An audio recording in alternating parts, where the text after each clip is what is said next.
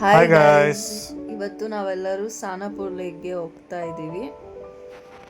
ನಾವಲ್ಲೇ ಇಲ್ಲಿ ನೋಡ್ಬೋದು, ಹೋಗ್ತಾ ದಾರಿಯಲ್ಲಿ ನಾವು ಡ್ಯಾಮ್ದು ನೋಡ್ತಾ ಇದ್ದೀವಿ, ಟಿ ಬಿ ಡ್ಯಾಮ್ದು. ಅದ್ರ ನೆಕ್ಸ್ಟ್ ನಾವು ಸೀದಾ ಡೈರೆಕ್ಟ್ ಖಾನಾಪುರ್ ಲೇಕಿಗೆ ಬಂದಿದ್ದೀವಿ. ನಾವೆಲ್ಲ ಎಷ್ಟೊಂದು ವಿಡಿಯೋಸ್ ನೋಡಿದ್ವಿ, ಇದ್ರದ್ದೆಲ್ಲ ವೇವ್ಸ್ ಥರ ಹೊರಗಡೆ ನೀರೆಲ್ಲ ಹಿಂಗೆ ಸ್ಪಿಲ್ ಆಗೋದು ಎಲ್ಲ. ಬಟ್ ಅವತ್ತು ವಿಂಡ್ ಜಾಸ್ತಿ ಇರಲಿಲ್ಲ, ಸೊ ಅವತ್ತೇನು ಅದೆಲ್ಲ ನೋಡೋಕೆ ನಮ್ಗೆ ಆಗಲಿಲ್ಲ.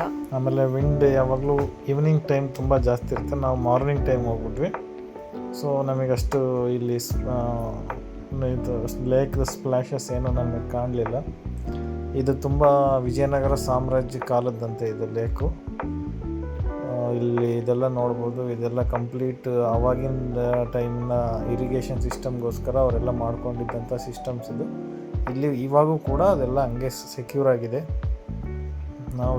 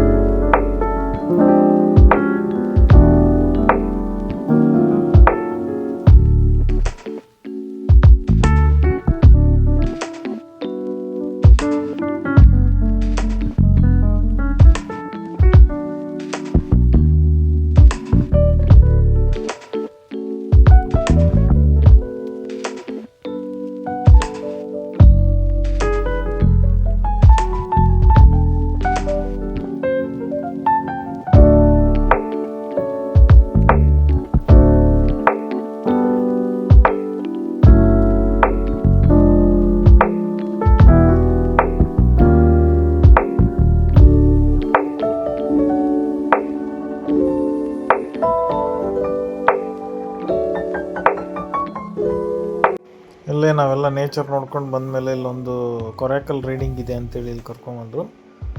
ಇಲ್ಲಿ ನೀವು ನೋಡುವ ಸಾನಾಪುರ್ ಲೇಕಲ್ಲೇ ಮಾಡಿಸ್ತೀನಿ ಅಂತ, ತುಂಬ ಚೆನ್ನಾಗಿದೆ ಅದು.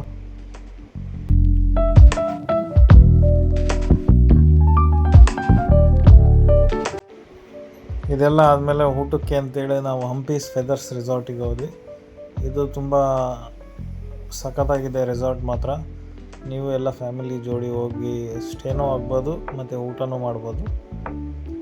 ಅಲ್ಲಿಗೆ ಬಂದು ಬರ್ಡ್ಸ್ ಎಲ್ಲ ಕೂರಕ್ಕೆ ಎಲ್ಲ ತುಂಬ ಚೆನ್ನಾಗಿ ಮಾಡಿದ್ದಾರೆ ಪ್ಲೇಸ್ಗಳು ಮಾತ್ರ. ಆಮೇಲೆ ಫಿಶಸ್ಸು, ಪಾಂಡು ಅವರೆಲ್ಲ ತುಂಬ ಕ್ಲೀನಾಗಿ ಮೇಂಟೈನ್ ಮಾಡಿದ್ದಾರೆ.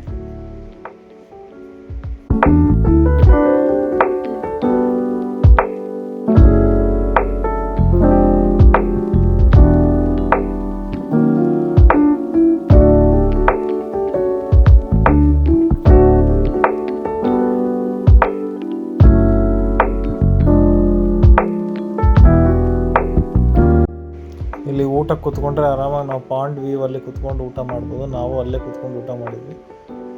ತುಂಬ ಪೀಸ್ಫುಲ್ ಆಗಿದೆ. ಇವನ್ ಊಟ ಸಮೇತ ತುಂಬ ಚೆನ್ನಾಗಿದೆ.